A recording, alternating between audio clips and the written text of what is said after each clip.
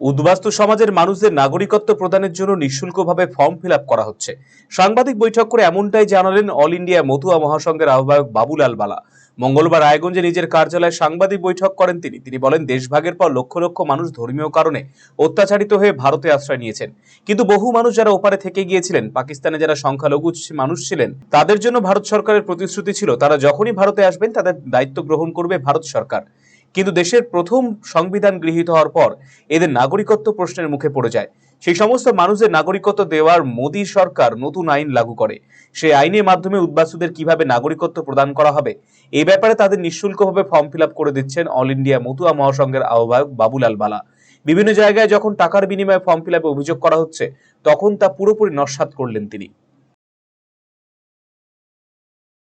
যে দেশভাগের পর লক্ষ লক্ষ মানুষ ধর্মীয় কারণে অত্যাচারিত হয়ে ভারতবর্ষে আশ্রয় নিয়েছে,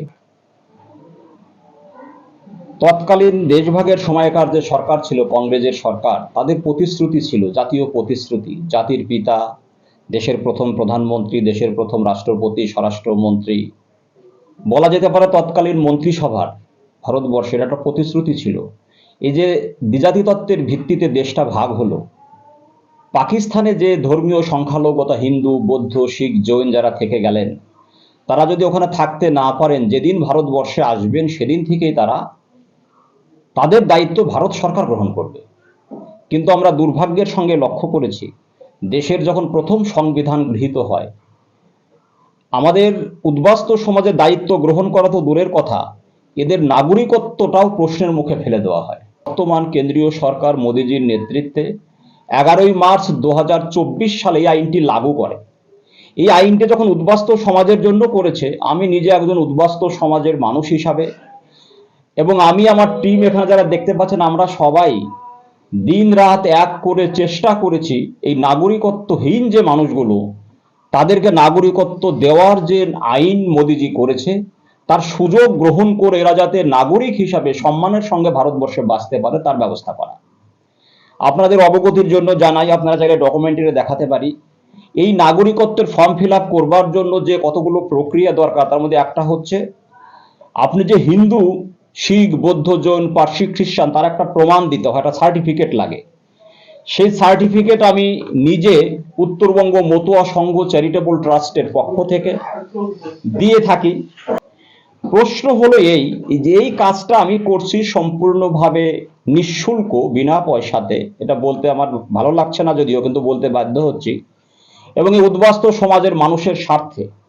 না হলে অনেক জায়গায় দেখা গেছে এই সার্টিফিকেট পাওয়ার জন্য সাধারণ মানুষকে প্রচুর হয়রানি হতে হয়, এবং অনেক জায়গাতে আমি শুনেছি হয়তো অর্থনৈতিক লেনদেনকেও করতে হয়। কিন্তু আমি এটা উদ্বাস্তু সমাজের স্বার্থে সম্পূর্ণ যেহেতু বিনা পয়সায় করে থাকি, কিন্তু দুর্ভাগ্যের সঙ্গে লক্ষ্য করলাম যে রাজনৈতিকভাবে তৃণমূল কংগ্রেস, আপনারা জানেন, এই সিএ এর প্রথম থেকেই বিরোধী করে এসছে। এবং আরো আশ্চর্যের বিষয়, উদ্বাস্তু সমাজেরই একটা বিরাট অংশ নমশূদ্র সম্প্রদায়, আপনারা জানেন। সেই নমশূদ্র বিকাশ পরিষদের যিনি সভাপতি, শ্রীমান মুকুল চন্দ্র বৈরাগ্য মহাশয়, তিনি তৃণমূলের একটি বেশ পোষ্য তিনি পদে রয়েছেন, নীলবাতি গাড়ি চড়ে ঘুরে বেড়ান, এবং তার কাজ হচ্ছে উদ্বাস্তু সমাজের মানুষের মধ্যে নাগরিকত্ব সম্পর্কে বিভ্রান্ত তৈরি করা। তিনি একাধিক ভিডিও বার্তায় বলেছেন, সিএটা নাগরিকত্ব দেওয়ার আইন নয়, এটা বাংলাদেশে চিহ্নিত করার আইন। কিন্তু গতকালের খবরে দেখেছেন, আমরা প্রমাণ হিসাবে পেয়েছি, অথচ সেই নমশূদ্র বিকাশ পরিষদের জেনারেল সেক্রেটারি শ্রী সঞ্জীবন মণ্ডল, শিলিগুড়ি নিবাসী, তার পরিবারের ফর্ম ফিল আপ আমি নিজে করে দিয়েছি রাত্রি 2টোর সময় আমার টিম সহ গিয়ে।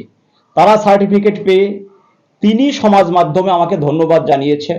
আপনি কি নাগরিকত্বের অ্যাপ্লাই করে শংসাপত্র পেয়েছেন? না, পাইনি।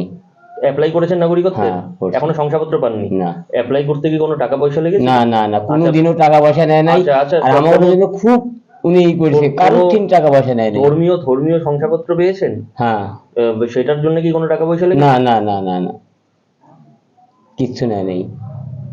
ভারতের সুবিখ্যাত বিগবুল কোম্পানির প্রাকৃতি ই স্কুটার এখন আপনার জেলায়। নতুন প্রজন্মের নতুন সাথী, বিনা পেট্রোলে ব্যাটারি চালিত নানা মডেলের পরিবেশ বান্ধব এই ই স্কুটারের উত্তর দিনাজপুর জেলার একমাত্র ডিস্ট্রিবিউটর পাল এন্টারপ্রাইজ। রায়গঞ্জের বারোদুয়ারি হাটের বিপরীতে এবং দুর্গাপুরের কুনোর হাটের কাছেই আপনি পেয়ে যাবেন প্রাকৃতি স্কুটারের সুদৃশ্য শোরুম।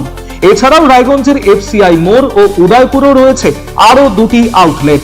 ন্যূনতম মাত্র ৪৫,০০০ টাকাতেই আপনি পেয়ে যাবেন আপনার প্রিয় স্কুটার। তাই আজই আপনার পছন্দের স্কুটার ক্রয় কিংবা ডিলারশিপের জন্য যোগাযোগ করুন।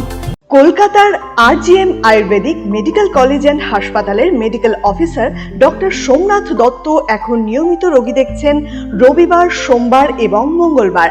দীর্ঘদিনের হাঁটু, কোমর, গাঁট ব্যথা, নার্ভের সমস্যা, পেটের সমস্যা, যৌন সমস্যা ও মানসিক সমস্যা সমাধানের নির্ভরযোগ্য প্রতিষ্ঠান রায়গঞ্জ স্কুল রোডের লোকনাথ আয়ুর্বেদিক ঔষধালয় ও রায়গঞ্জ এলআইসি মোড়ের লোকনাথ আয়ুর্বেদ চিকিৎসালয়।